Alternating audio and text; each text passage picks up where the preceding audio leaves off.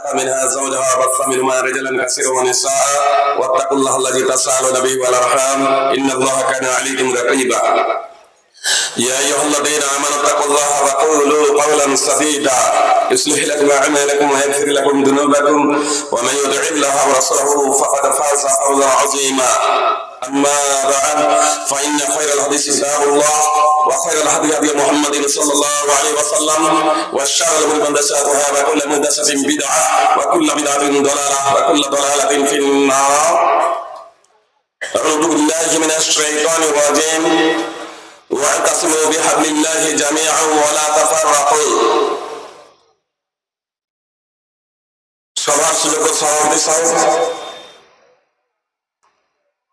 আসাতিজায়ে কিরাম,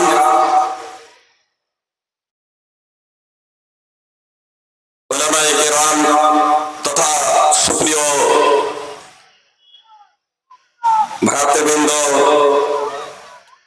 ও পদ্মানসীন ভগিনীদের জানাই আন্তরিক শুভেচ্ছা ও অভিনন্দন।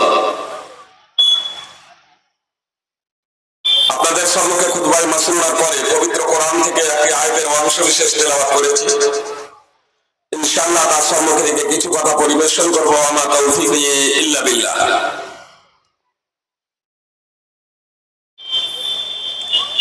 আমার সম্মানিত ওস্তাদ বৃন্দগণ এখানে আছেন।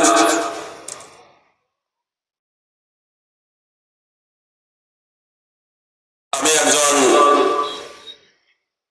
ছাত্র মাত্র। যদি আমার আলোচনার মাধ্যমে ত্রুটি বিচ্যুতি ঘটে তাহলে সংশোধন করে দেবেন।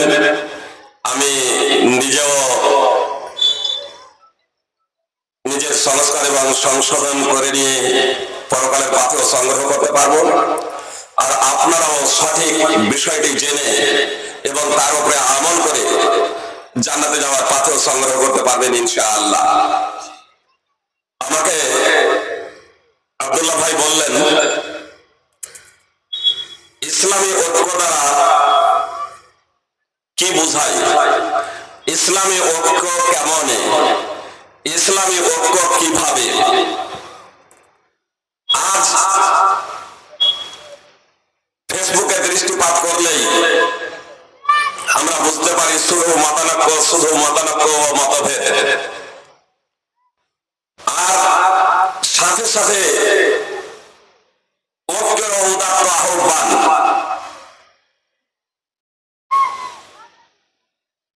আসুন আজকে এই সংক্ষিপ্ত পরিসরে বিষয়টাকে জানার প্রচেষ্টা করবো ইনশাআল্লাহ। 9টার মধ্যে চেষ্টা করবো আমার বক্তব্য সমাপ্ত করা। তার কারণ 10 মিনিট আগে যেহেতু শুরু করে দিয়েছি। কথা আপনাদের বলবো, একটু কথাগুলো মনোযোগ দিয়ে শুনবেন। তার কারণ আলোচ্য বিষয়টা অত্যন্ত গুরুত্বপূর্ণ। ইসলামী ঐক্য এটা অত্যন্ত গুরুত্বপূর্ণ। আপনাদের বলে ইসলামী ঐক্য এটা অপরিহার্য। ইসলামী ঐক্য এটা অপরিহার্য। ইসলাম শুধু যারা ইসলামকে মেনে নেবে, যারা ইসলামকে দিন ধর্ম হিসেবে স্বীকৃতি জ্ঞাপন করবে, যারা আল্লাহ তাআলাকে এক ও অদ্বিতীয় বলে মেনে নেবে এবং মুহাম্মদ সাল্লাল্লাহু আলাইহি ওয়াসাল্লামকে সর্বশেষ রাসূল বলে মেনে নেবে, শুধু ইসলাম তাদেরই ঐক্য চাই না, বরং এই পৃথিবীতে শান্তি প্রতিষ্ঠিত করার লক্ষ্য এবং উদ্দেশ্যে, এই পৃথিবীতে সাম্যবাদ প্রতিষ্ঠার লক্ষ্য এবং উদ্দেশ্যে, এই পৃথিবীতে সাম্প্রদায়িক সম্প্রীতি প্রতিষ্ঠিত করার লক্ষ্য এবং উদ্দেশ্যে ইসলাম ও মুসলিমদের সাথেও ঐক্যের আহ্বান জানায়। মদিনা সনদে বিষয়ে বিখ্যাত আবাহিকুল মাকতুব অধ্যয়ন করবেন, আমাদের মাতৃভাষাতেও হয়ে গেছে যে মদিনা সনদ রাসূলুল্লাহ সাল্লাল্লাহু আলাইহি ওয়াসাল্লাম কিভাবে ইহুদি খ্রিস্টান মুশরিকদের সাথে মুহাম্মদ সাল্লাল্লাহু আলাইহি ওয়াসাল্লাম সাম্প্রদায়িক সম্প্রীতির লক্ষ্য এবং উদ্দেশ্যে তাদের সাথে সন্ধি করেছিলেন। আল্লাহ তাআলা পবিত্র কোরআনে তো ঐক্যের আহ্বান জানিয়ে জানিয়েছেন।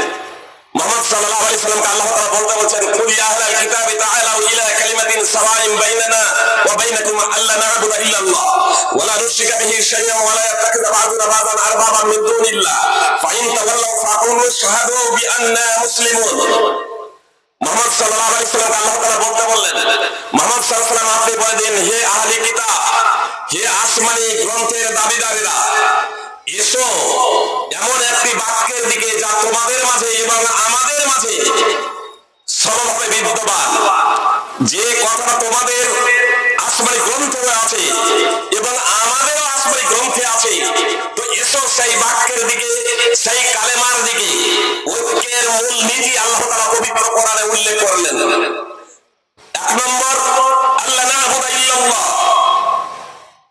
আল্লাহ ছাড়া আমরা কারো দাসত্ব করব না, আল্লাহ ছাড়া আমরা কারো ইবাদত করব না, আল্লাহ ছাড়া আমরা কারো উপাসনা করব না। যে ইহুদিরাও আল্লাহ বলে, খ্রিস্টানরাও আল্লাহ বলে, মুশরিকরাও আল্লাহ বলে। মুনাফিকদের লিডার আব্দুল্লাহ বিন উবাই বিন সালুল, উবাই বিন সালুলের পুত্র আব্দুল্লাহ, আর নাম রাখছে আব্দুল্লাহ, আল্লাহর ছেলে। আবেদনী করতে আল্লাহ আব্দুল্লাহ, আল্লাহর দাস, আল্লাহর বান্দা, আল্লাহর গোলাম। স্বয়ং মুহাম্মদ সাল্লাল্লাহু আলাইহি সাল্লামের পিতার নাম আব্দুল্লাহ। তাহলে আল্লাহ এই নামটা বহুলভাবে প্রচলিত ছিল এক অদ্বিতীয় বিশ্ব বিধাতার জন্য আরবিয়ানদের মাঝে, আরবের বুকে আল্লাহ। তো আল্লাহ তাআলা প্রথম ঐক্যের বাণীর জন্য, ঐক্যতার জন্য যে বিষয়ে আহ্বান জানালেন, যে ইহুদি খ্রিস্টান যারা আসমানি গ্রন্থের দাবিদার, তাদেরকে আহ্বান করো। মুহাম্মদ সাল্লাল্লাহু আলাইহি ওয়াসাল্লাম আল্লাহ তাআলা বলছেন যে তাদেরকে আহ্বান করো, এসো এমন একটি বাক্যের দিকে যে বাক্যটি আমাদের এবং তোমাদের মাঝে সমভাবে বিদ্যমান। তাহলে আমরা আল্লাহ ছাড়া কারো ইবাদত ও উপাসনা করব না, ওয়ালা নুশরিকা বিহি শাইআ, এবং আল্লাহর সাথে কাউকে আমরা শরীক করব না, ওয়ালা ইয়াত্তাখিযা বা'দুনা বা'দান আরবাবান মিন দুনিল্লাহ, এবং আল্লাহ ছাড়া আমরা একে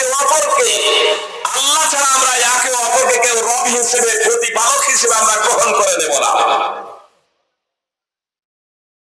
তারপর আল্লাহ তাআলা বলছেন, যদি তারা বিমুখ হয়, তিনটি পয়েন্টের কথা উল্লেখ করলেন। কথা খুব মনোযোগ দিয়ে শুনুন। আল্লাহ তাআলা আহলে কিতাবদের যে একতার কথা, ঐক্যের কথা, ঐক্যের বাণীর দিকে আহ্বান জানিয়েছেন, এই বিষয় তিনটি শুধু ওয়া মুসলিমদের সাথে না, ইহুদি খ্রিস্টানদের সাথে না, মুসলিমরাও যদি কেউ এই তিনটি বিষয় ঐক্যমত পোষণ করতে না পারে, তাহলে ঐক্যের কোনো প্রশ্নই আসে না, ঐক্যের কোনো প্রশ্নই আসে না। এই তিনটি পয়েন্টের উপরে আপনাকে একতাবদ্ধ হতে হবে। আল্লাহ তাআলা বলছেন, ফাইন তাওয়াল্লাউ, যদি তারা বিমুখ হয়, তাহলে বলো যে তোমরা সাক্ষী থাকো, আমরা হলাম আত্মসমর্পণকারী। সূরা আলে ইমরান 3 নম্বর সূরা 64 নম্বর আয়াত। তো প্রথম নম্বর কথা হচ্ছে, আল্লাহ ছাড়া আমরা কারো ইবাদত করব না, তার সাথে কাউকে শরীক করব না, এবং আমরা একে অপরকে রব হিসেবে গ্রহণ করব না। অনেক কালেমাধারী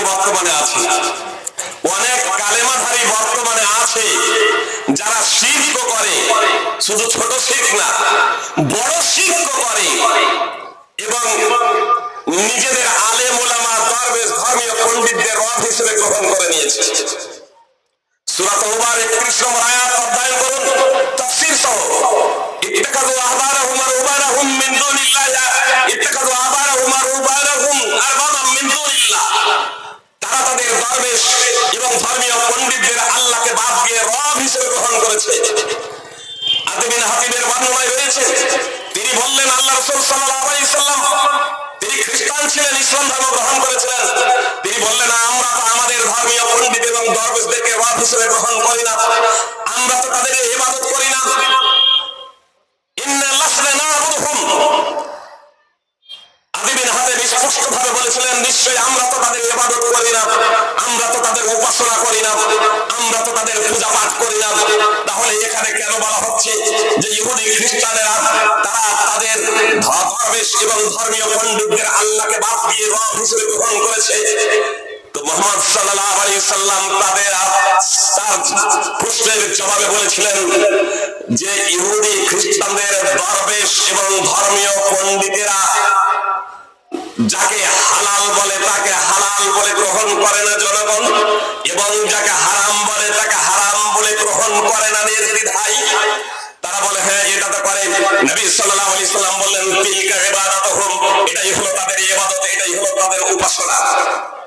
তাফসীরে তাবারী আল্লামা নাসিরউদ্দিন আলবানী রাহিমাহুল্লাহ সিলসিলাতুল আহাদিস সাহিহাতে সহিহ বলে এটাকে উল্লেখ করেছেন। সুপ্রিয় ভাই এবং বোন, এতটা স্পষ্ট হয়ে গেল শুধু উপাসনার অর্থ রব বলে আখ্যায়িত করা বা স্বীকার করার অর্থ শুধু রব বলে ইবাদত করাই তার জন্য নয়, বরং আল্লাহ তাআলার বিধানের বিপক্ষে কাউকে হালাল হারামের অধিকার অর্পণ করাও হচ্ছে তাকে রব হিসেবে স্বীকৃতি জ্ঞাপন করা। তার কারণ বিধানদাতা হলেন একমাত্র আল্লাহ তাআলা। আল্লাহুল খালক ওয়াল আমর। আল্লাহ তাআলা সূরা আরাফ 7 নম্বর সূরা 54 নম্বর আয়াতে বলেছেন, জেনে রাখো সৃষ্টি আল্লাহর, বিধানও একমাত্র তার। সৃষ্টি যেহেতু একমাত্র আল্লাহর, এজন্য বিধানও একমাত্র তার। আল্লাহ তাআলা স্পষ্ট ভাবে বলেছেন, আল্লাহুম শুরাকাউ শারাউ লাহুম মিনাদ দীনি মা লাম ইয়াযান বিহিল্লাহ। তাদের জন্য কি এই ধরনের শরীক রয়েছে, তাদের জন্য কি এই ধরনের অংশীদার রয়েছে, যারা তাদের জন্য এই ধরনের দ্বীন রচনা করেছে, যারা তাদের জন্য এই ধরনের বিধান রচনা করেছে, যার নির্দেশ আল্লাহ তাআলা দেননি। সূরা সূরা 42 নম্বর সূরা 21 নম্বর আয়াত। বিধানদাতা হলেন একমাত্র আল্লাহ তাআলা। তাহলে ঐক্য কিভাবে? ওয়াতাসিমু বিহাবলিল্লাহি জামিআন ওয়া লা তাফাররাকু, এতটুকু বলা সহজ। আল্লাহ তাআলা বলছেন তোমরা সকলে আল্লাহর রজ্জুকে আঁকড়ে ধরো, বিভিন্ন দলে বিভক্ত হইও না। সূরা আলে ইমরান 3 নম্বর সূরা 103 নম্বর আয়াত। কোরআন এবং হাদিস সম্পর্কে যার ন্যূনতম জ্ঞান নেই, কোরআন এবং হাদিস সম্পর্কে যার ন্যূনতম জ্ঞান নেই, সেও আজ ঐক্যের কথা বলে এবং কোরআন এবং সুন্নাহর আদলে, কোরআন এবং সুন্নাহর দলিলের মানদণ্ডে যখন শিরক ও বিদআতের মূলোৎপাটনের লক্ষ্য এবং উদ্দেশ্যে কোন আলেম যখন কথা বলেন, তখন তারা অল্প শিক্ষিত ব্যক্তিরা, ইসলাম সম্পর্কে যাদের পরিপূর্ণ জ্ঞান নেই, যাদের দক্ষতা নেই, এমনকি সাধারণ শিক্ষিত কিছু ব্যক্তিরাও মনে হবে এরা ওটকে ফাটল ধরাচ্ছে, এ কথা না বললেই তো হয়, এ কথা না বললেই তো হয়। তার কারণ যে যা করছে করো, এতে সমস্যা কি আছে? এটা তো এমন কোনো বিষয় নয়। যে এমন কোনো বিষয় নয় মানে খুব সাধারণ ভাবে আপনাদের বলি, তারা তখন বলে তাহলে ইমামরা মতভেদ করলেন, সাহাবায়ে কেরামরা মতভেদ করলেন, নাউযুবিল্লাহ, তাহলে তারা হারাম কাজ করেছেন। দুই একটা আপনাদের উদাহরণ দিই, তাহলে আপনাদের বুঝতে সুবিধা হবে। আব্দুল্লাহ ইবনে মাসউদ রাদিয়াল্লাহু তাআলা আনহুর নিকটে, আব্দুল্লাহ ইবনে মাসউদ রাদিয়াল্লাহু তাআলা আনহুর নিকটে নিকাহে মুত্তা হলো জায়েজ। জি, আব্দুল্লাহ ইবনে মাসউদ রাদিয়াল্লাহু তাআলা আনহুর নিকটে নিকাহে মুত্তা মানে কোন মহিলাকে কিছু খেজুর বা কিছু কাপড় বা কিছু টাকা পয়সা দিয়ে নির্ধারিত সময়ে চুক্তির মাধ্যমে তার সাথে জীবন যাপন করা, এটা বৈধ। এটা প্রথাগত হিসেবে ইসলামের প্রাথমিক যুগে বৈধ ছিল। মুহাম্মদ সাল্লাল্লাহু আলাইহি সাল্লাম মক্কা বিজয়ের দিনে বলেছিলেন, সাদরা আল জুহানি রাদিয়াল্লাহু তাআলা আনহু সূত্রে বর্ণিত, আমি তোমাদের মোতার অনুমতি দিয়েছিলাম, ওয়া ইন্নাল্লাহা ক্বাদ হারামা যালিকা ইলা ইয়াউমিল কিয়ামা, কিন্তু আল্লাহ তাআলা কিয়ামত পর্যন্ত এটাকে হারাম ঘোষণা করে দিয়েছেন। মক্কা বিজয়ের দিনে রাসূল সাল্লাল্লাহু আলাইহি সাল্লাম অনুমতি দিয়েছিলেন, একাধিকবার রহিত এবং অনুমতি এসেছিল মক্কা বিজয়ের দিন। কিয়ামত পর্যন্ত নিকাহে মুতাকে হারাম ঘোষণা করে দিয়েছেন আল্লাহ তাআলা। সহিহ মুসলিম হাদিস নম্বর 1406, সুনান ইবনে মাজাহ হাদিস নম্বর 1962। কিন্তু আব্দুল্লাহ ইবনে মাসউদ রাদিয়াল্লাহু তাআলা আনহুকে আনহুর নিকটে এর দলিল পৌঁছায়নি, এ বিধান সম্পর্কে অবগত ছিলেন না। এমনকি ইমরান বিন হুসাইন, জাবির বিন আব্দুল্লাহ, সালমা বিন আকুয়া তাদের নিকটেও দলিল পৌঁছায়নি। জাবির বিন আব্দুল্লাহ রাদিয়াল্লাহু তাআলা আনহু বলছেন, আমি রাসূল সাল্লাল্লাহু আলাইহি সাল্লামের যুগে নেকাহে মুতা করেছি, আমরা নবী সাল্লাল্লাহু আলাইহি সাল্লামের যুগে নেকাহে মুতা করেছি, আমরা আবু বকর সিদ্দিক রাদিয়াল্লাহু তাআলা আনহুর যুগে নেকাহে মুতা করেছি, এমনকি উমর ফারুক রাদিয়াল্লাহু তাআলা আনহুর যুগেও আমরা নেকাহে মুতা করেছি। উমর ফারুক রাদিয়াল্লাহু তাআলা আনহু তার নিজের খেলাফতের শেষ দিকে এটাকে নিষেধ করেন। তাদের কাছে আপনার এটা দলিল পৌঁছায়নি যে রাসূল সাল্লাল্লাহু আলাইহি সাল্লাম কিয়ামত পর্যন্ত নিষেধ করে দিয়েছেন। সুপ্রিয় ভাই এবং বোন, এজন্য নবী সাল্লাল্লাহু আলাইহি সাল্লামের নিষেধের পরেও যে সমস্ত সাহাবায়ে কিরাম নেকাহে মুতা করেছেন, আমরা তো তাদেরকে হারাম কাজ করেছেন এই কথা বলবো না, তারা অনেক ভালো কাজ করেছেন। তাদের কাছে যেহেতু দলিল পৌঁছায়নি, এজন্য তারা আপনার তাদের জন্য অবকাশ রয়েছে, আল্লাহ তাদেরকে ক্ষমা করবেন। যেমন আপনার কিবলা যখন পরিবর্তন হলো, অর্থাৎ মসজিদে আকসা থেকে মসজিদে হারামের দিকে যখন কিবলা পরিবর্তন হয়ে গেল, মুহাম্মদ সাল্লাল্লাহু আলাইহি সাল্লামের সাথে যারা ছিলেন নির্দেশ আসা মাত্রই সঙ্গে সঙ্গে পরিবর্তন হয়ে গিয়েছিলেন, কিন্তু সব জায়গাতে তখনও সেই বার্তা পৌঁছায়নি। তো সব জায়গায় যেখানে সেই বার্তা পৌঁছায়নি, কিবলা পরিবর্তনের পরেও যেখানে বার্তা পৌঁছায়নি, সেই জায়গার লোকেরা মসজিদে আকসার দিকে মুখ করে নামাজ পড়ছিলেন। মুহাম্মদ সাল্লাল্লাহু আলাইহি সাল্লাম তাদের বলেননি যে যারা মসজিদে আকসার দিকে কিবলা পরিবর্তনের পরেও নামাজ পড়েছে তারা পুনরায় নামাজ আদায় করো, দলিল পৌঁছায়নি। আসসালামু আলাইকুম ওয়া রাহমাতুল্লাহ। দুঃখিত, তারপরেও একটা কথা বলতে হবে। সম্মানিত সুধীর ভাই এবং আপনি যারা বসে আছেন, আমরা আপনাদের একটু সহযোগিতা চাইছি, আপনারা সেভাবে বসে থাকুন।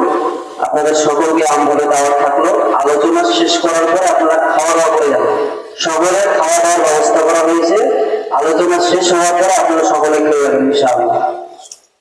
জি, বলছিলাম রাসূল সাল্লাল্লাহু আলাইহি সাল্লাম তাদেরকে পুনরায় নামাজ আদায়ের নির্দেশ প্রদান করেনি, তার কারণ তাদের কাছে দলিল পৌঁছায়নি। তো আব্দুল্লাহ ইবনে মাসউদ রাদিয়াল্লাহু তাআলা আনহুর নিকটে নেকাহে মুতা বৈধ ছিল, তার কাছে দলিল পৌঁছায়নি। আজকে কোন আলেম যদি বলেন আব্দুল্লাহ ইবনে মাসউদ রাদিয়াল্লাহু তাআলা আনহু একজন বিখ্যাত ফকী ছিলেন, একজন বিখ্যাত সাহাবী ছিলেন, তার নিকটে নেকাহে মুতা বৈধ, ইমরান বিন হুসাইন রাদিয়াল্লাহু তাআলা আনহু বলেন আল্লাহ কোরআন অবতীর্ণ করেছেন, আল্লাহ কোরআনে নিষেধ করেননি নেকাহে মুতা, এবং মুহাম্মদ সাল্লাল্লাহু আলাইহি সাল্লামের যুগে আমরা নেকাহে মুতা করতাম, মুহাম্মদ সাল্লাল্লাহু আলাইহি সাল্লাম নিষেধ করেননি। যে তার কাছে দলিল পৌঁছায়নি, নিষেধ করেছেন, যেমন বললাম মক্কা বিজয়ের দিবসে কিয়ামত পর্যন্ত হারাম করে দিয়েছেন, কিন্তু ইমরান বিন হুসাইন রাদিয়াল্লাহু তাআলা আনহু বলেন দলিল পৌঁছায়নি। কোন আলেমের কাছে এই দলিল সাবরা বিন মাবাদ আল-জুহানি রাদিয়াল্লাহু তাআলা আনহু সূত্রে দলিল পৌঁছে যাওয়ার পরেও সেই ব্যক্তি যদি বলে যেহেতু আব্দুল্লাহ ইবনে মাসউদ রাদিয়াল্লাহু তাআলা আনহু নেকাহে মুতা করেছেন, আজকে আমরা নেকাহে মুতা করব, আব্দুল্লাহ ইবনে মাসউদ রাদিয়াল্লাহু তাআলা আনহু পাক করেননি, আব্দুল্লাহ ইবনে মাসউদ রাদিয়াল্লাহু তাআলা আনহু হারাম কাজ করেননি, এজন্য তাকে কেউ তো হারামি বা পাপী বলতে পারেন না। কিন্তু আপনার কাছে দলিল পৌঁছে দেওয়ার পরে আপনি যখন করবেন এটা, তখন আপনাকে বলবো আপনি হারাম কাজ করছেন, আপনি পাপ কাজ করছেন। এবার মতানৈক্য সেখানেও ছিল দলিল না পৌঁছানোর কারণে। দলিল পৌঁছে যাওয়ার পরে ঐক্যের দাবি এটা নয় যে আপনি হারাম কাজটা করছেন, নেকাহে মুতা করছেন তো করেন, এর দাবি এটা নয় ঐক্যের যে নেকাহে মুতা করছে আব্দুল্লাহ ইবনে মাসউদের কথা অনুযায়ী, তা ইমরান বিন হুসাইনের দলিলের মানদণ্ডে, তো তাকে নেকাহে মুতা করতে দেন, কোনো সমস্যা নেই, আপনারা করিয়েন না। এটা ঐক্যের নীতি না, এটা ঐক্যের নীতি না। সুপ্রিয় ভাই এবং সাহাবায়ে কেরামের নীতি ছিল দলিল পৌঁছে যেতেন, তখন তারা প্রত্যাহার করে নিতেন নিজের মতামতকে। একাধিক দৃষ্টান্ত দেওয়া যেতে পারে, আমি শুধু এখানে একটা উদাহরণ পেশ করি, মাযহাবী ভাইরা খুব এটা পেশ করেন। একদা কিছু মদিনাবাসী আব্দুল্লাহ ইবনে আব্বাস রাদিয়াল্লাহু তাআলা আনহুকে প্রশ্ন করলেন, কোন মহিলা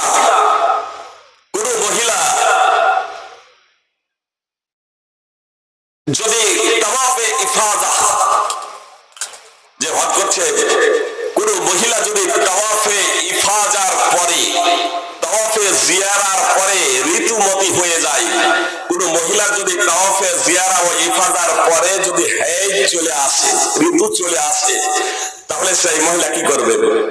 তো ইবনে আব্বাস রাদিয়াল্লাহু তাআলা আনহু বললেন সে চলে যাবে, তার যাওয়ার অনুমতি আছে। মানে তাওয়াফে বিদা মক্কা যখন ত্যাগ করবে তখন তাওয়াফে বিদাটা হলো ওয়াজিব, অপরিহার্য। তাওয়াফে বিদা না করে কেউ মক্কা ত্যাগ করবে না। নবী সাল্লাল্লাহু আলাইহি সাল্লাম রীতিমতো মহিলাদের জন্য তাওয়াফে বিদাটাকে অপরিহার্য করেন নাই। বুখারী মুসলিমে এর প্রসঙ্গে হাদিস আছে। তখন ওই মদিনাবাসী তারা বলছে আমরা আপনার কথাটাকে গ্রহণ করতে পারলাম না, যায়েদ বিন সাবেতের কথাকে ছেড়ে আমরা যায়েদ বিন সাবেতের কথা ছাড়বো না, আপনার কথাটা গ্রহণ করব না। যায়েদ বিন সাবেত ফতোয়া দিচ্ছেন যে না, ওই ঋতুমতি হলেও তাদেরকেও তাওয়াফে বিদা করতেই হবে। মাযহাবিরা বলেন যে দেখুন সাহাবায়ে কেরাম মতানক্য করলেন আর দেখেন তাকলিদ করছেন। যায়েদ বিন সাবেতের তাকলিদ করলেন সাহাবাদের যুগে যে আমরা যায়েদ বিন সাবেতের কথাকে ছেড়ে দিয়ে আপনার কথা নেব না, আপনার ফতোয়া নেব না। ইবনে আব্বাস রাদিয়াল্লাহু তাআলা আনহু আগে কি বলেছিলেন এবং তারা কি করেছিল ওই জায়গাতে আর যাই না, ওই জায়গাতে আর যাই না। ইবনে আব্বাস রাদিয়াল্লাহু তাআলা আনহু তাদেরকে বলেছিলেন মদিনায় গিয়ে জিজ্ঞেস করবে, মদিনায় গিয়ে জিজ্ঞেস করবে উম্মে সালমা রাদিয়াল্লাহু তাআলা আনহাকে। মদিনায় গিয়ে জিজ্ঞেস করলেন উম্মে সালমা রাদিয়াল্লাহু তাআলা আনহাকে, আর উম্মে সালমা রাদিয়াল্লাহু তাআলা আনহা তখন ফতোয়া দিলেন। আল্লাহ রাসূল সাল্লাল্লাহু আলাইহি সাল্লাম রীতিমতো মহিলাকে রুখসাত দিয়েছেন, অনুমতি দিয়েছেন তাওয়াফে বিদা না করে চলে যাওয়ার। সহিহ মুসলিমে রয়েছে শুধু ওই মদিনাবাসী শুধু না, যায়েদ বিন সাবেত যার ফতোয়াকে কেন্দ্র করে এরা বলেছিল যায়েদ বিন সাবেতের ফতোয়া ছাড়বো না, আব্দুল্লাহ ইবনে আব্বাসের ফতোয়া গ্রহণ করব না। আব্দুল্লাহ ইবনে আব্বাস যখন বললেন মদিনাতে গিয়ে জিজ্ঞেস করবে, যায়েদ বিন সাবেত নিজেও তার ফতোয়াকে ছেড়ে দিয়ে আব্দুল্লাহ ইবনে আব্বাস রাদিয়াল্লাহু তাআলা আনহু যে ফতোয়া দিতেন সেই ফতোয়াই গ্রহণ করেছিলেন। কেন? আব্দুল্লাহ ইবনে আব্বাস রাদিয়াল্লাহু তাআলা আনহুর ফতোয়া ছিল রাসূল সাল্লাল্লাহু আলাইহি সাল্লামের হাদিস সম্মত। সহিহ মুসলিম হাদিস নম্বর 1328। ইসলাম যেমন ঐক্যের কথা বলে, ঐক্যের পথও বলে, ঐক্যের কথা বলেই ছেড়ে দেয়নি। ঐক্য কিভাবে হবে সেই প্রসঙ্গে ইসলাম পথ নির্দেশনা দিয়েছে। আপনি কল্পনা করতে পারেন যে ইসলাম এমন একটি পূর্ণাঙ্গ জীবন ব্যবস্থা, শুধু নামাজ রোজা হজ যাকাতের মধ্যে সীমাবদ্ধ নয়। ইসলাম এমন একটি পূর্ণাঙ্গ জীবন ব্যবস্থা, জন্ম থেকে নিয়ে মৃত্যু পর্যন্ত পথ নির্দেশনা দেয়। এমনকি মৃত্যুর পরে মাইয়াতকে কবরে কিভাবে রাখবেন সেই বিষয়ে পথ নির্দেশনা দিয়েছে, যা অন্যান্য কোনো ধর্মে এমনটি পাবেন না। আপনার ওঠা বসা থেকে নিয়ে ঘুমানো, জাগ্রত হওয়া, এমনকি মলমূত্র ত্যাগ করা থেকে নিয়ে পরিষ্কার পরিচ্ছন্নতা অবলম্বন করা, ক্ষুদ্র থেকে ক্ষুদ্রতর বিষয় সম্পর্কে যেমন পথ নির্দেশনা দিয়েছে, বৃহত্তর থেকে বৃহত্তম বিষয় সম্পর্কে ইসলাম পথ নির্দেশনা দিয়েছে। তো ইসলামকে এই পথ নির্দেশনা দেয়নি শুধু ঐক্যের কথা বলে ছেড়ে দিয়েছে, না ঐক্যের পথ এবং পদ্ধতির কথাও বলে দিয়েছে। ইসলাম ঐক্যের পথ এবং পদ্ধতির কথাও বলে দিয়েছে। মতভেদ হবে, এটা স্বাভাবিক, মতভেদ হওয়াটা স্বাভাবিক, মানুষ হিসেবে মতভেদ হওয়াটা স্বাভাবিক, অস্বাভাবিক নয়। মতভেদ হওয়াটা স্বাভাবিক মানুষ, কিন্তু মতভেদ যদি হয়ে যায় সমাধানটা কিভাবে করবে তার পথ নির্দেশনা দিয়েছে। আল্লাহ তাআলা স্পষ্টভাবে বলছেন, ইয়া আইয়ুহাল্লাযীনা আমানু আতিউল্লাহ ওয়া আতিউর রাসূল ওয়া উলিল আমরি মিনকুম। হে ঈমানদারগণ, তোমরা আল্লাহর আনুগত্য করো, রাসূলের আনুগত্য করো এবং তোমাদের মধ্যে যারা নির্দেশদাতা তাদের আনুগত্য করো। তোমাদের মধ্যে নির্দেশদাতা বলতে ইসলামী শাসক। ওলামায়ে কেরাম বলেছেন, মুফাসসিরে কেরামও কেউ কেউ উল্লেখ করেছেন যে ওলামায়ে কেরাম তারাও যেহেতু সৎ কাজের আদেশ করে অসৎ কাজে বাধা প্রদান করে, এই জন্য আলেম ওলামা এরাও হচ্ছে উলিল আমরি মিনকুমের অন্তর্ভুক্ত। ফল কথা, প্রথম নম্বর হচ্ছে ইসলামী শাসক, আলেম ওলামা এদেরও আনুগত্য কতক্ষণ পর্যন্ত? চোখ বন্ধ করে নয়, অন্ধের মতো না। আলেম ওলামা জায়েজ আর না জায়েজ যা বললো, আপনি যদি অন্ধের মতো তার জায়েজ না জায়েজ বৈধ অবৈধকে মেনে নেন, তাহলে তো এদেরকে রব হিসেবে মেনে নিলেন। সূরা তাওবা 31 নম্বর আয়াত তাফসীর সহ দ্রষ্টব্য। আপনাকে অবশ্যই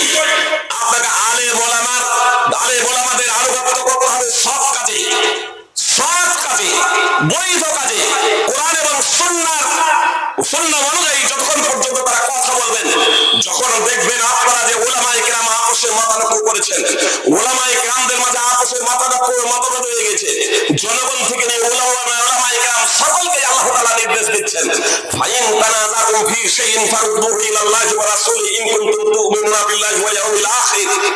যখন আপসে তোমাদের মাঝে কোনো বিষয়ে মতবিরোধ হয়ে যাবে, যখন আপসে তোমাদের কোনো বিষয়ে মতবিরোধ হয়ে যাবে, তখন তোমরা তা আল্লাহ এবং রাসূল সাল্লাল্লাহু আলাইহি সাল্লামের দিকে প্রত্যাবর্তন করো।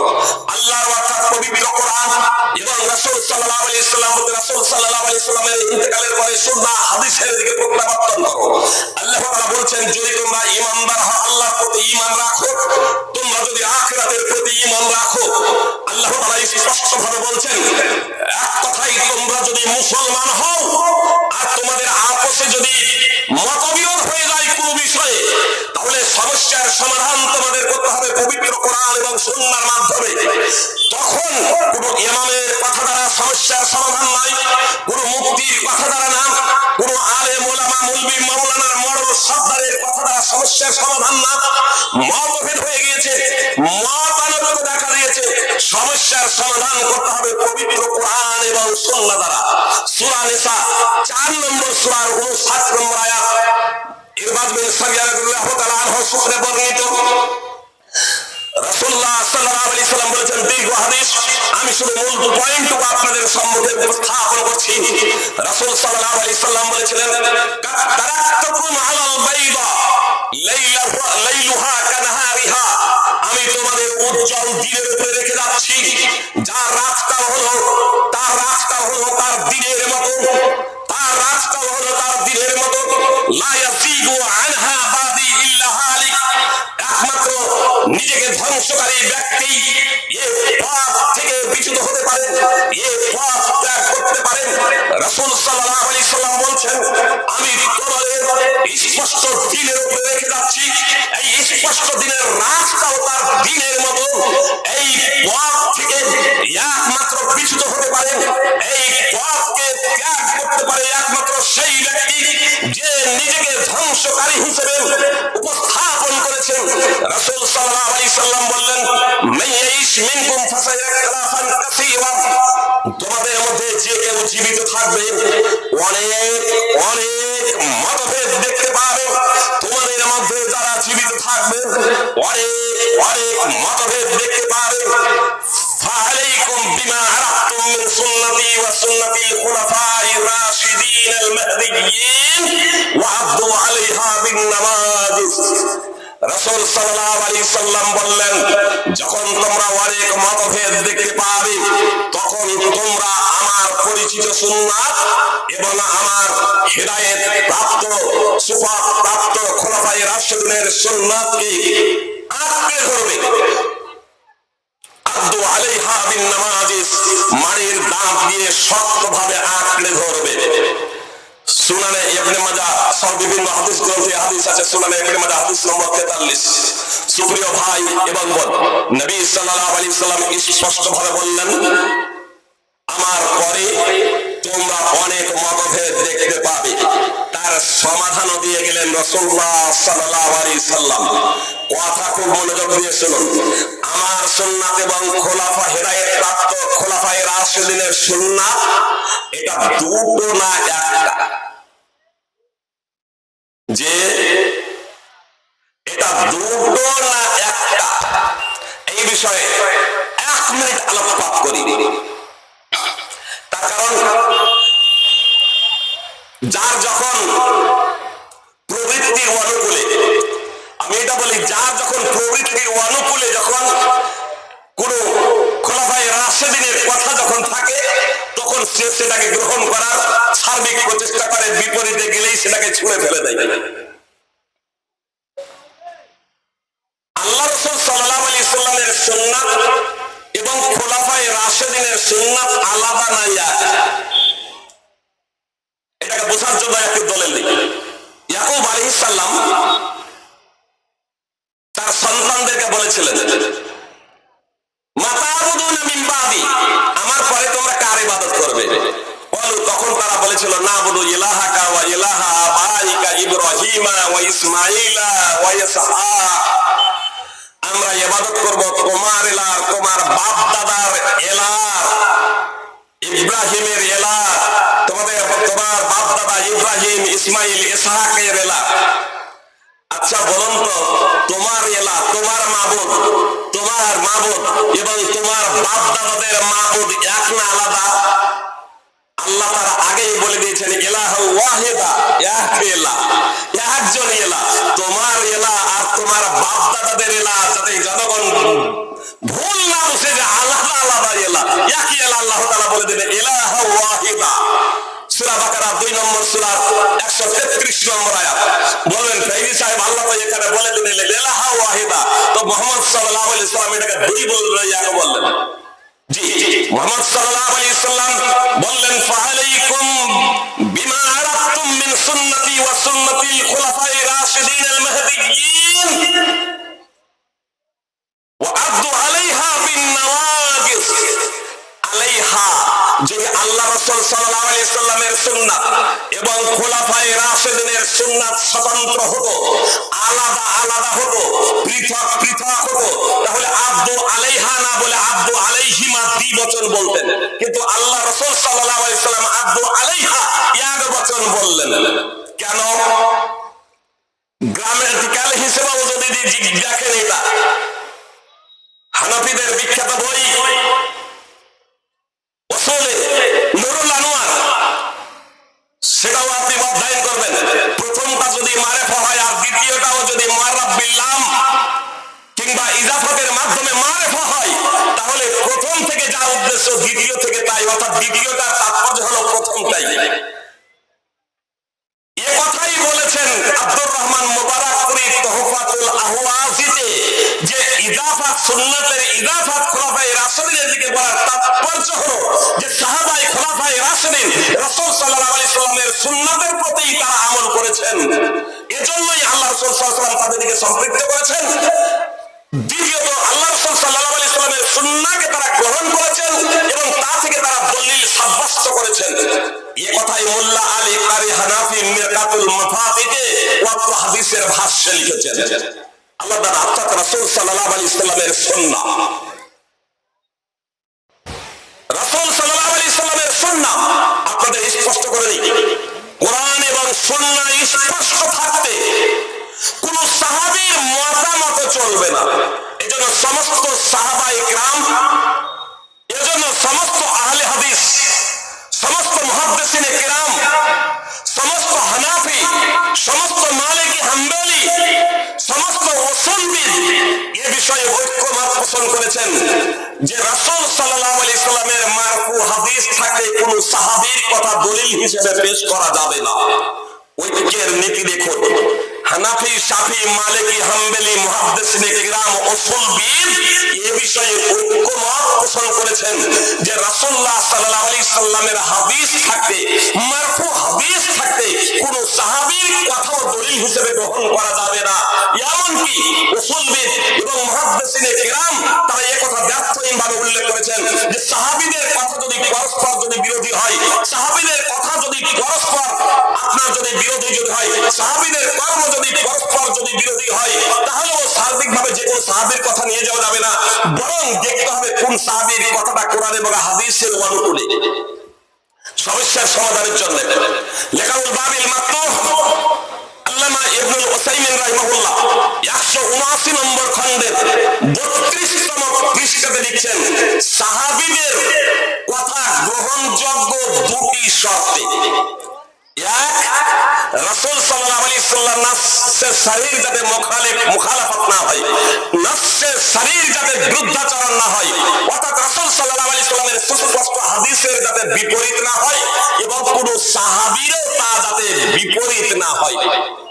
দুটি শর্তে। তাহলে হানাফি, শাফি, মালিকি, হাম্বলি সবাই একমত। ঐক্য কি এইভাবে হবে।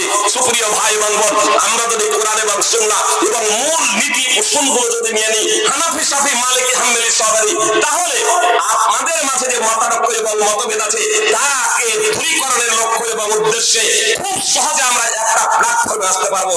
আর আমি বলেছি শুধু মুসলমানদের মাঝে ঐক্য ইসলাম চাই না, বরং পৃথিবীতে সাম্প্রদায়িক সম্প্রীতি প্রতিষ্ঠিত করার লক্ষ্য এবং উদ্দেশ্যে মুশরিকদের সাথেও ইহুদি এবং খ্রিস্টানদের সাথেও ঐক্যের বার্তা জানিয়েছে ইসলাম। তো মুসলিমরা কি আপসে ঐক্যবদ্ধ হতে পারবে না? কিন্তু কোরআন এবং সুন্নাহকে ছেড়ে দিয়ে ঐক্যবদ্ধ হওয়া কখনো সম্ভব নয়, কখনো সম্ভব নয়। কোরআন এবং সুন্নাহ থেকে এই প্রসঙ্গে অনেক দলিল পেশ করা যেতে পারে। আমি শুধু একটা উদাহরণ আপনাদের সম্মুখে পেশ করি। রাসূল সাল্লাল্লাহু আলাইহি ওয়াসাল্লাম বলেছেন, ওয়ামা লাম তাহকুম আইম্মাতুহুম বিকিতাবিল্লাহি ওয়া ইয়াতাখায়্যারু মিম্মা আনজালাল্লাহু ইল্লা জাআলাল্লাহু বাসাহুম বাইনাহুম। সুনানে ইবনে মাজাহ হাদিস নম্বর 4019। রাসূল সাল্লাল্লাহু আলাইহি ওয়াসাল্লাম বলেছেন, ইসলামের শাসকগণ যখন আল্লাহর কিতাব অনুযায়ী ফাইসালা করবে না, মীমাংসা করবে না, সমাধান করবে না এবং আল্লাহ যা অবতীর্ণ করেছেন তা গ্রহণ করবে না, তখন আল্লাহ তাআলা তাদের মাঝে বিভেদ সৃষ্টি করে দেবেন। আল্লাহ রাসূল সাল্লাল্লাহু আলাইহি ওয়াসাল্লাম বলছেন, আল্লাহ যা অবতীর্ণ করেছেন, আল্লাহর কিতাব কোরআন এবং যা অবতীর্ণ করেছেন অর্থাৎ কোরআন এবং সুন্নাহ অনুযায়ী যখন ইসলামী শাসক, ইসলামী বিচারক, আলেম ওলামা, মুফতি ওলামা এরা যখন ফাইসালা করবে না, কোরআন এবং সুন্নাহকে যখন এরা গ্রহণ করবে না, কোন ব্যক্তির কথা দ্বারা অমুক এই কথা বলেছে, তুমুক এই কথা বলেছে, এই কথা দ্বারা যখন কোরআন এবং সুন্নাহর বিপরীত কাজ করবে, আল্লাহ রাসূল সাল্লাল্লাহু আলাইহি ওয়াসাল্লাম বলছেন, তুমি ঐক্য ঐক্য বলে চিৎকার যতই করো না কেন, আল্লাহ রাসূল সাল্লাল্লাহু আলাইহি ওয়াসাল্লাম বলছেন আল্লাহ তাদের আপসে বিভেদ সৃষ্টি করে দেবেন। বাস্তবে কি যদি হৃদয় থেকে ঐক্য চান, মনে প্রাণে যদি ঐক্য চান, তাহলে আপনাকে কোরআন এবং সুন্নাহর কাছে আত্মসমর্পণ করতে হবে নিঃশর্তভাবে। কোন হুজুর বলেছে, কোন মুফতি বলেছে এটা বড় কথা নয়। আশ্চর্য লাগে এই 21শ শতাব্দীতে এসে প্রচলিত কিছু আহলে হাদিসদেরও দেখে মাযহাবীরাও আজকে অনেকটা চুপ, মাযহাবীরাও আজকে অনেকটা চুপ। তার কারণ মাযহাবীরা খুব ভালোভাবে জানে যে রাসূলুল্লাহ সাল্লাল্লাহু আলাইহি ওয়াসাল্লামের হাদিসের বিপরীতে কোন সাহাবীরও মত পেশ করা যাবে না। এটা হানাফি শাফি মালিকি হাম্বলি সবাই এই বিষয়ে ঐকমত। হাদিসের ভাষ্যকাররা এই কথা স্পষ্টভাবে উল্লেখ করেছেন। সুপ্রিয় ভাই এবং বোন, এজন্য হানাফিরা এই জায়গাতে চুপ। আশরাফ আপনার জাফর আহমদ থানভী এলাউ সুনানে দায়িত্বহীনভাবে এই কথা স্বীকার করেছেন। আপনার ইবনুল হুমাম ফাতহুল কাদির এই কথা স্বীকার করেছেন। আপনার মুল্লা আলী কারীম মিরকাতি এই কথা স্বীকার করেছেন। আপনার আব্দুর রহমান মুবারাকপুরি, আবেদুল্লাহ মুবারাকপুরি, আপনার তওফাতুল আহওয়াজি মিরাতুল মাফাতিদে এই কথা দায়িত্বহীনভাবে স্বীকার করেছেন। আর উসুলের গ্রন্থে এই কথা একবারে ভুরি ভুরি তার প্রমাণ আছে। সুপ্রিয় ভাই এবং বোন, একটা উদাহরণ দিয়ে আজকে সবথেকে বেশি চর্চিত এবং আমরা বলি যে এটা সাধারণ বিষয় না হলে অসুবিধা কি আছে? যাকাতুল ফিতর হলো একটা ফরজ ইবাদত, এটা সাধারণ বিষয়। যাকাতুল ফিতর যদি কেউ আদায় না করে পাপ হবে না? হবে না?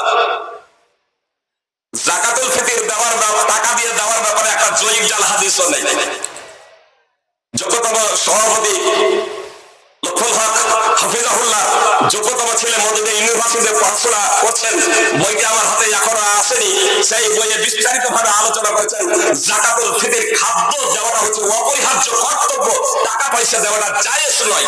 এটা শুধু তারই কথা না, 10 লক্ষ হাদিসের হাফেজ ইমাম আহমদ বিন হাম্বল এই কথাই বলেছেন। আর এটাই এজন্যই আপনার অনেকগুলো ক্ষেত্রে জয়ীফ জাল হাদিস আছে, নাভির নিচে হাত বাঁধার জয়ীফ জাল হাদিস আছে, মুক্তাদিনের সূরা ফাতিহা না পড়ার জন্য জয়ীফ জাল হাদিস আছে, যে মুক্তাদ ইমামের পিছনে সূরা ফাতিহা পাঠ করবে তার মুখে আগুন ভরে দেওয়া হবে।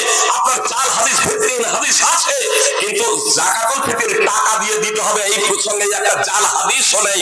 এজন্য মাযহাবীরাও এতটা উচ্চবাচ্য করে না যে এখানে তো জাল হাদিসও নেই যে কারণে চিৎকার করবো।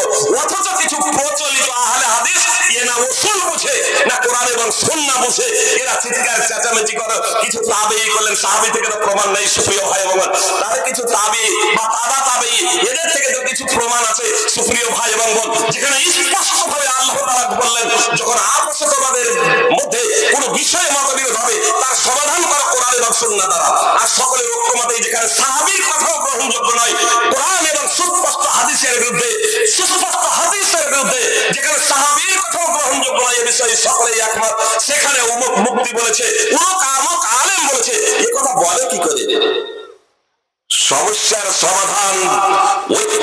চিৎকার ঐক্য ঐক্য বলে যতই চিৎকার করি না কেন, যতক্ষণ আমরা কোরআন এবং সুন্নাহর মানদণ্ডে ঐক্য হওয়ার দিকে এগিয়ে না আসবো ততক্ষণ পর্যন্ত আমাদের মাঝে ঐক্য হবে না।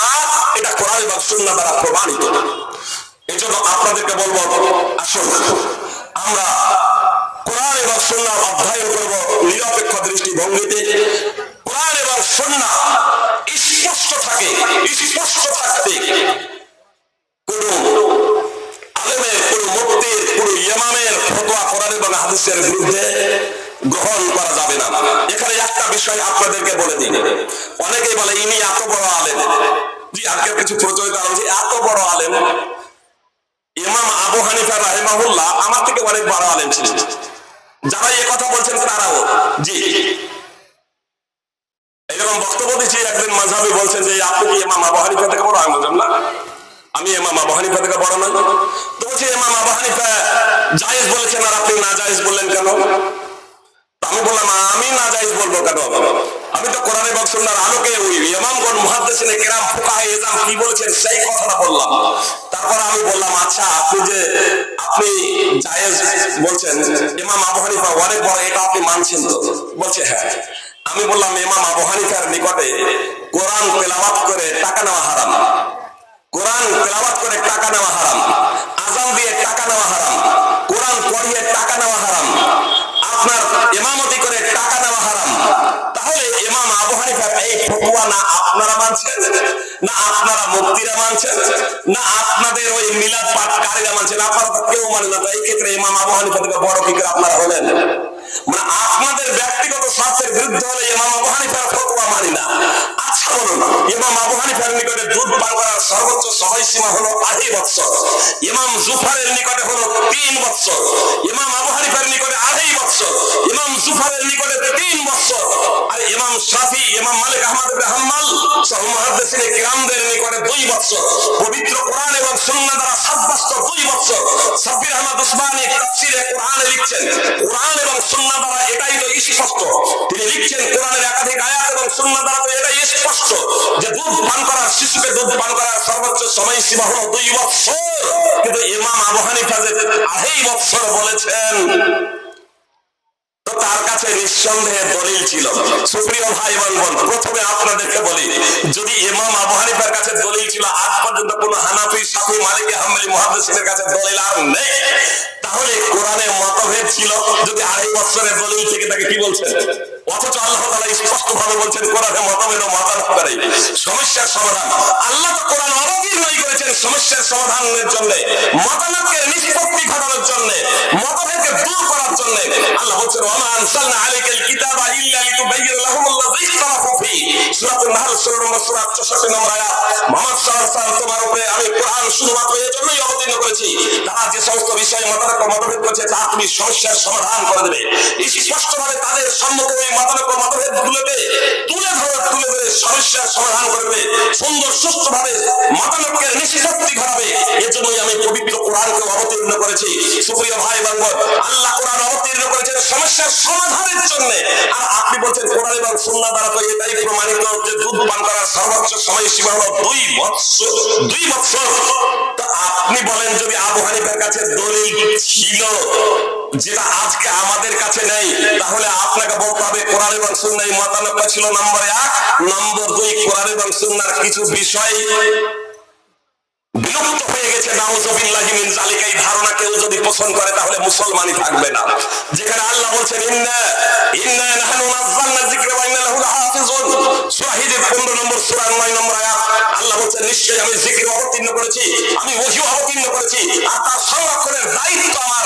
আল্লাহ তাআলা জিকির অবতীর্ণ করেছেন। পবিত্র কোরআন ওহী মাতলু, আর হাদিস হচ্ছে ওহী গায়ে মাতলু। আল্লাহ জিকির অবতীর্ণ করেছেন, আর তার সংরক্ষণের দায়িত্ব স্বয়ং আল্লাহ তাআলা নিয়েছেন। অথচ আপনি বলছেন তার কাছে ছিল, আজকে আমাদের কাছে নেই, বিলুপ্ত হয়ে গেছে। ধারণা পোষণ করলে মুসলমান থাকবে না। আপনাদের বলি যে ইমাম আবু হানিফা, এবার কি বলবেন? তাহলে ইমাম আবু হানিফা কোরআনের বিরুদ্ধাচরণ করেছেন? জি না, ইমাম আবু হানিফা কোরআনের বিরুদ্ধাচরণ করেছে এই কথা আমরা বলবো না। আসলে সমস্যাটা কোন জায়গায় জানেন? যদি বলা হয় রাসূল সাল্লাল্লাহু আলাইহি সাল্লামের মাধ্যমে ভুল হয়েছিল, হ্যাঁ রাসূল সাল্লাল্লাহু আলাইহি সাল্লামের মাধ্যমে বলেছিল, কোরআন এবং হাদিস দ্বারা প্রমাণিত। রাসূল সাল্লাল্লাহু আলাইহি ওয়াসাল্লাম নবী ও রাসূল ছিলেন, তার মাধ্যমে ভুল হয়েছে কোরআন এবং হাদিস দ্বারা প্রমাণিত। তবে রাসূল সাল্লাল্লাহু আলাইহি ওয়াসাল্লাম ভুলের উপরে প্রতিষ্ঠিত থেকে মৃত্যুবরণ করেননি। আল্লাহ তাআলা তার সংস্কার এবং সংশোধন করে দিয়েছেন। জি, সংস্কার সংশোধিত হয়ে গেছে। কখন মানুষের মাধ্যমে, মানুষ জিজ্ঞাসার মাধ্যমে সেটা সংস্কার সংশোধিত হয়ে গেছে, কখন আল্লাহ তাআলা ওহী অবতীর্ণ করে তার সংস্কার সংশোধন করে দিয়েছেন। ভুলের উপরে প্রতিষ্ঠিত থেকে মুহাম্মদ সাল্লাল্লাহু আলাইহি ওয়াসাল্লাম মৃত্যুবরণ করেননি সুপ্রিয় ভাই এবং বোন। কিন্তু মানুষ ভুলের উপরে থেকে মৃত্যুবরণ করতে পারে কি পারে না? তারা ভুল হয়েছে। তাহলে দলিল জানার পরেও অনেক সময় ভুল হয়ে যায়, দলিল জানার পরেও অনেক সময় ভুল হয়ে যায়। নবী সাল্লাল্লাহু আলাইহি সাল্লামের ভুল হয়ে যাচ্ছে, এটা সবাই মেনে নিচ্ছে। যখন বলা হচ্ছে অমুক আলেমের এটা ভুল, তখন এটা মানতে গাত্রদাহ শুরু হয়ে যাচ্ছে। এত বড় আলেম ভুল করলেন, এত বড় মুফতি ভুল করলেন, এত বড় ইমাম ভুল করলেন। সুপ্রিয় ভাই এবং বোন, এই অমুক এবং তুমুকের কথা পেশ করতে গিয়ে আজকে আমাদের মাঝে এত সমস্যা, এত দল, এত উপদল, আমরা একটা প্ল্যাটফর্মে আসতে পারছি না। আল্লাহ তাআলা আমাদেরকে সহি বুঝ দান করুন। সুপ্রিয় ভাই এবং বোন, আমি আপনাদেরকে বলবো, পবিত্র কোরআন এবং সুন্নাহকে যতক্ষণ পর্যন্ত মানহাজের সালাত অর্থাৎ সাহাবায়ে কেরাম, তাবেঈন, তাবেঈন যেভাবে বুঝেছেন সেইভাবে আমরা না বুঝবো এবং তাদের মাধ্যমে যে ভুল হয়েছে, ভুলগুলোকে তারা প্রত্যাহার করে নিয়েছেন, তাদের কাছে সঠিক দলিল যখন এসেছে, এজন্য আপনারা দেখতে পাবেন যে ইমাম আবু হানিফার একই বিষয়ে একাধিক মত আছে, ইমাম আহমদ বিন হাম্বলের একই বিষয়ে একাধিক মত আছে, ইমাম মালিক আহমদ বিন হাম্বলের একই বিষয়ে একাধিক মত আছে। এটা এজন্য একটা কথা বলেছেন, একটা ফতোয়া দিয়েছেন, তার রায় করে, রায়ের মাধ্যমে, ইজতিহাদের মাধ্যমে, কিন্তু যখন দলিল পেয়ে গেছেন সেই ফতোয়াকে প্রত্যাহার করে নিয়েছেন, সেই মতামতকে বিসর্জন দিয়ে সঠিকটাকে গ্রহণ করে নিয়েছেন। আমরাও যদি তাদের মতো করে কোরআন এবং সুন্নাহর কাছে নিঃশর্তভাবে আত্মসমর্পণ করি, তাহলে ইনশাআল্লাহ আমরা একটা প্ল্যাটফর্মে আসতে পারবো। আর এই পৃথিবীতে শাসন ক্ষমতা প্রতিষ্ঠিত হবে, মুসলিমদের হাতে ক্ষমতা আসবে, মুসলিমরা সম্মানিত হবে। এই পৃথিবীর মাটিতে মুসলিমরা মাথা উঁচু করে দাঁড়াতে পারবে যখন তারা বলবে কোরআন এবং সুন্নাহ পেয়ে যাওয়ার পরে সাথে সামি'না ওয়া আতা'না, আমরা শুনলাম, আমরা মেনে নিলাম, আমরা শুনলাম, আমরা মেনে নিলাম। সূরা নূর 24 নম্বর সূরা 51 নম্বর আয়াত। সুপ্রিয় ভাই এবং বোন, কথা শেষ করছি, যেহেতু টাইম 10 বেজে গেছে, নটাই শেষ করবো বলেছিলাম, 10 বেজে গেছে, এই জন্য আগে কথা বলাচ্ছি না। যদি কখনো সম্ভব হয় তাহলে এর থেকে একটু বিস্তৃতভাবে আপনাদের সম্মুখে এই প্রসঙ্গে আলোচনা করবো। পরিশেষে আল্লাহ তাআলার কাছে প্রার্থনা করি, আল্লাহ তুমি আমাদের